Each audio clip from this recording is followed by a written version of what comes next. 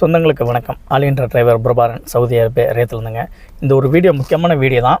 முடிஞ்ச வரையும் இதை ஷேர் பண்ணுங்கள். நம்மளோட கனவு வெளிநாட்டுக்கு போகணும். அதுக்கு தான் நம்ம பாஸ்போர்ட் எடுக்கிறோம். நம்மளோட குடும்ப சுமைக்காண்டி நம்ம வெளிநாட்டுக்கு போகிறோம். நம்ம கடன் சுமைக்காண்டி நம்ம வெளிநாட்டுக்கு போகிறோம்.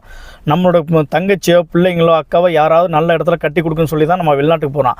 அந்த வெளிநாட்டு கனவே சுக்குன்னுக்காக ஆக்குறாங்க. யாரும் பார்த்திங்கன்னா மெடிக்கல் சென்டர் தான். நல்லா ஷேர் பண்ணி விடுங்க. மெடிக்கல் சென்டர் தான் சொல்கிறேன். ஒருத்தர் மெடிக்கல் போடுறாரு, அவருக்கு ஃபிட்டுன்னு இல்லை, அன்ஃபிட்டுன்னு இல்லை. ஏன்னா அன்ஃபிட்டு கொடுத்துட்டா 6 மாதத்துக்கு அவர் மெடிக்கல் போட முடியாது. அரபு நாடுகளுக்கு அவங்க சிஸ்டமில் ஏற்றிடும்னு சொல்லி சொல்கிறாங்க. கேட்டால் ரிப்போர்ட்டு தரமாட்டான்னு சொல்லி சொல்கிறாங்க. ஒன்று.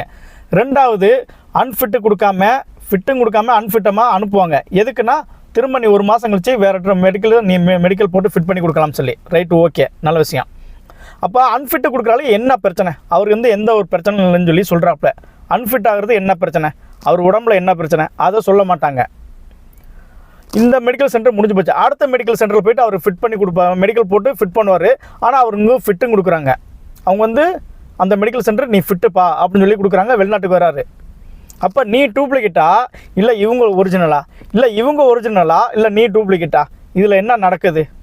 ஒரு ஆளுக்கு 7500 மெடிக்கலுக்கு வாங்குறீங்க. ஒரு ஆளுக்கு 7500 மெடிக்கலுக்கு வாங்குறாங்க. மாதம் 4 சனி ஞாயிறு இருக்குது. 4 சனி ஞாயிறு விட்டுருங்க. அப்போ மாதத்தில் மொத்தம் 22 நாள் இருக்குது.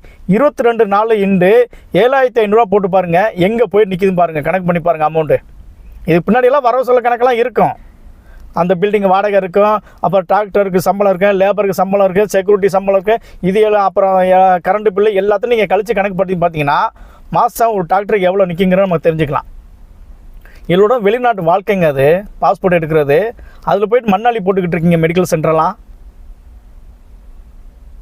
அந்த ட்ராவல்ஸில் அந்த மெடிக்கல் அவன் ஃபிட் பண்ணி கொடுக்குறான்னா அப்போ ஒன்றும் அடுத்த மெடிக்கல் சென்டர் நீ எப்படி அன்ஃபிட்டுன்னு கொடுக்குற?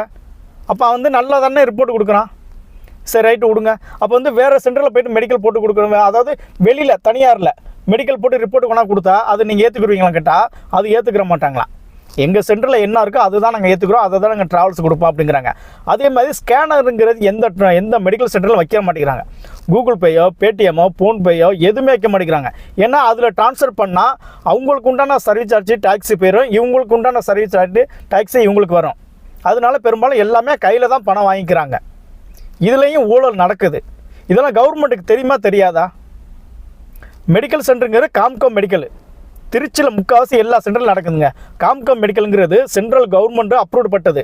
அப்போ சென்ட்ரல் கவர்மெண்ட்டோ மாநில கவர்மெண்ட்டோ ஸ்கேனர் வைக்கக்கூடாது, ஃபோன்பே வைக்கக்கூடாது, பேடிஎம் வைக்கக்கூடாது அப்படின்னு சொல்லி சொல்கிறாங்களா? இல்லை, எல்லாமே அவங்களோட செயல்பாடு தான். எனக்கு எதாவது நம்பருக்கு கால் பண்ணு.